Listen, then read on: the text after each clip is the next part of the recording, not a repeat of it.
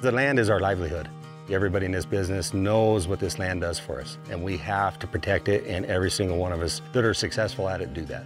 I'm Dale Oker. Our operation here, we run cows and predominantly raise hay to feed those cows. Most of the water here is small creeks. A lot of our hay ground is on Kiowa Creek. If it wasn't for NRCS and their education of what we could do better, we may not be in the spot we are today. Every time I fall into a new piece of ground that needs some help, I always call them first. What kind of program's out there? What could we do with this? Can you help me evaluate this piece of property and what would make it better to fit our system? We're the Natural Resources Conservation Service. Education is the key.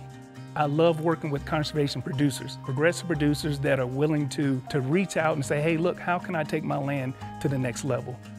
We would like to see that producer implement that conservation practice where they're doing the rotational grazing, where they're leaving enough stubble, where they're protecting those waterways to protect water quality.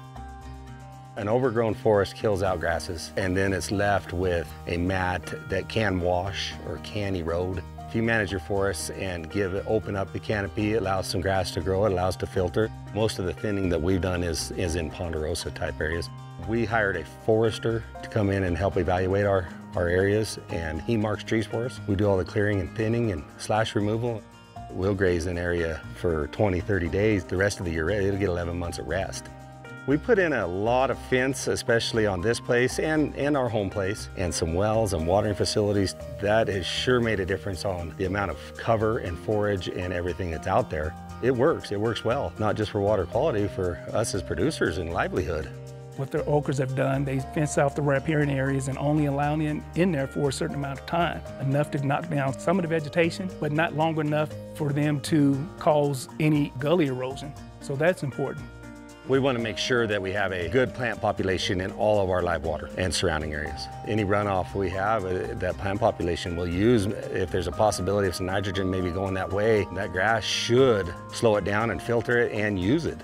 After we did that, about 10 to 15% more carry capacity. We've utilized the grass better, which is all equates to the bottom line. If you can run more cows and take care of it better. It's been a win-win for us. The producer gets the conservation practice that he needs, and we're basically trading dollars for the conservation benefit. It's just a thrill for me and a passion for me to work with producers. To see that light bulb go on is like, hey, look, oh, I can do this, I can implement this, and this is going to be the result, and you're going to pay me to help implement this conservation practice. If you can be more educated about how to take care of this land better through whatever programs out there, I think it's a win-win for everybody. It's incredible what you can do if you put a plan together and you implement it.